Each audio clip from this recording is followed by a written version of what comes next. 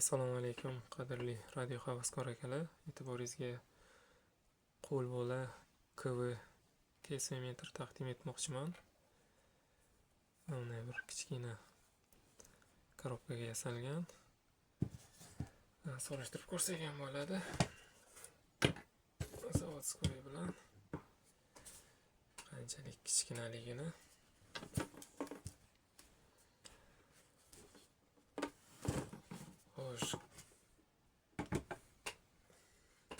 kesimetr oldi tomonida 2 shkalali indikator, o'ng tomon shkala bu kesimetr, chap tomon VC indikator. Qanchalik ko'p quvvat bo'lsa, shunchalik ko'p yuqoriga qarab harakatlanadi. Yon tomonida переключатель, KSV va kalibrovka. Kalibrovka uchun переменный rezistor.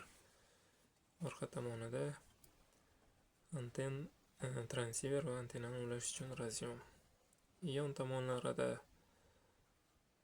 qanaqadir teshiklar bor edi.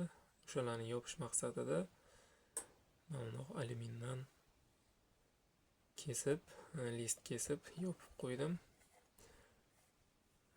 Qutini o'zi latun menimcha. Teshganda, yegov bilan ishlov berganda sariq struchkalar chiqdi. Hozir ishlatib ko'rsataman. Kesimetr transivер va qo'lbola 50 ohmlik nagruzkaga ulandi. Hozirdan shuni aytib o'tmoqchimanki, qo'lbola 50 ohmlik nagruzka chastota o'zgargan sayin u ham xarakteristikasini o'zgartirib borib, KSV yuqoriga qarab ketaveradi. Chastota o'zi bizda mana qilsam ko'rinsa kerak. Olib kelib qo'yay.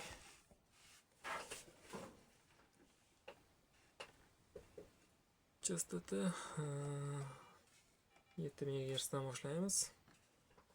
Hozir 8 turibdi. 7. Ko'rib turganingizdek VC indikator ishladi.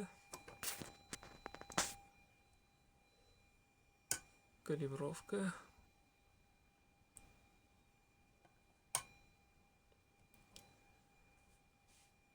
KSV 1. Chastotani o'zgartiramiz. 14 MHz. VC indikator ishladi. Kalibrovka. Xo'sh, bu yoqda 10 mikroamper. 10 mikroamper. Bizda mana 11 mikroamper bo'lsa 1.25 KSV. Taxminan bizda 1.2 KSV. Chastota 21 MHz. Kalibrovka qilamiz va buni qaraymiz. 22 mikroamper. Xo'sh, 20 bo'lsa bizda chastota 20 mikroamper, KSV 1.5. Bizda holatimizda taxminan 1.7 larni tashkil etadi. Va oxiri 28 MHz. 28 MHz juda ham baland KSV.